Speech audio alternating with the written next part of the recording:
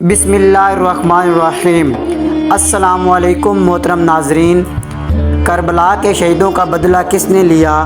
مختار سقفی، جنہوں نے امام حسین کے خون کا انتقام لیا، قاتلین امام حسین کو ان کے انجام تک پہنچایا۔ مختار سقفی کی زندگی کے بارے میں ہم پڑھیں گے۔ ان کا تعلق طائف شہر کے قبیلہ ثقیف سے تھا۔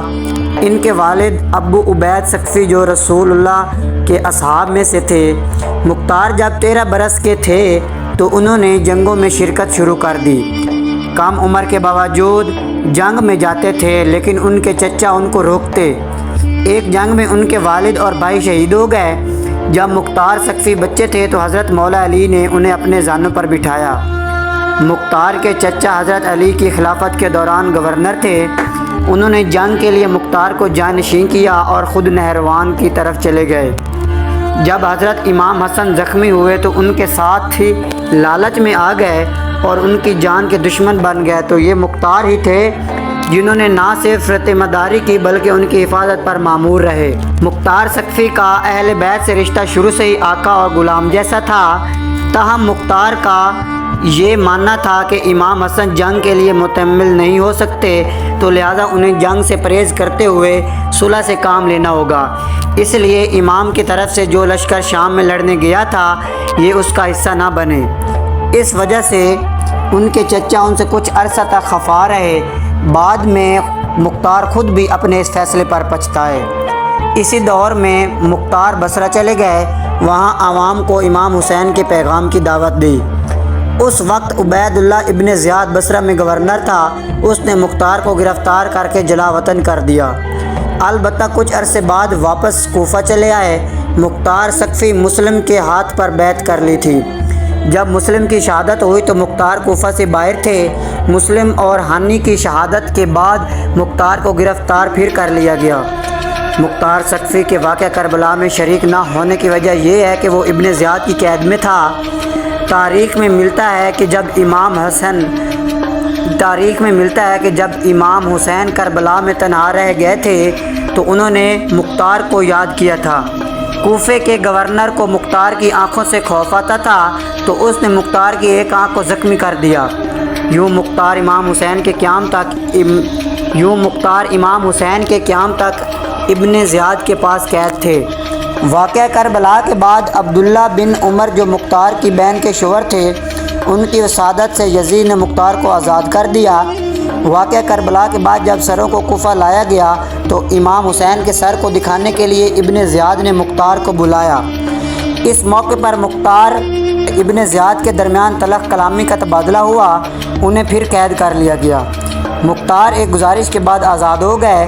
البتہ عبید اللہ نے آزادی کے وقت یہ شرط رکھی کہ مختار کوفہ میں 3 دن سے زیادہ نہ قیام کرے۔ مختار وہاں سے سیدھا مکہ چلے آئے، کیونکہ مکہ میں عبداللہ ابن زبیر نے خون حسین کے انتقام کا نعرہ بلند کیا تھا، سو مختار نے عبداللہ ابن زبیر کے ہاتھ بیعت کی۔ مختار 2 سال تک خانہ کعبہ کے منتظم اور زبیری فوج کے سپہ سالار ٹھہرے۔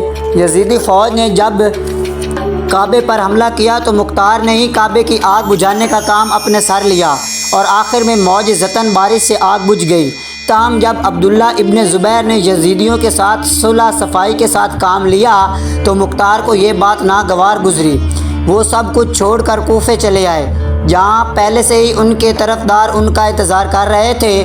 امام حسین کی شہادت کے بعد کوفے کے بہت سے لوگوں نے توبہ کی اور ان کے خون کا بدلہ لینے کے لیے تیاری کرنے لگے۔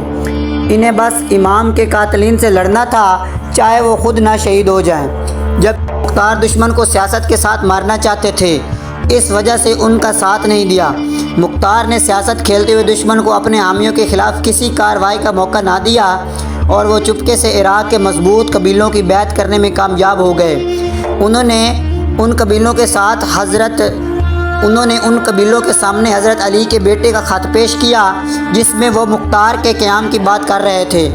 بالآخر عراق کے سب سے مضبوط قبیلے نے بھی بیعت کر لی، اور اس قبیلے کے سردار ابراہیم ابن مالک اشتر کو اپنی فوج کا سپہ سالار مقرر کر دیا۔ جب مختار کا ہزاروں کی تعداد میں ایک خفیہ لشکر تیار ہو گیا تو مختار نے ایک عظیم خطبہ دیا اور فرمایا، اے بہادرو، اپنے کاموں میں خدا پر بھروسہ رکھو اور جنگ کے لیے پوری ہمت کے ساتھ تیار ہو جاؤ۔ میرے عزیزو، خدا کی رحمت تم پر نثار ہے اور اس کی مدد تمہارے سر پر ہے، اور اگر تم لوگ شہید ہو گئے تو تم اللہ کے نزدیک بڑے عظیم درجات کے مالک ہوں گے۔ تمہارا مقصد امام حسین کے قاتلوں سے بدلہ لینا ہے۔ یقین رکھو کہ قیامت کے دن رسول اللہ صلی اللہ علیہ وآلہ وسلم تمہاری شفاعت کریں گے اور تم شہدائے کربلا کے ساتھ ہوں گے۔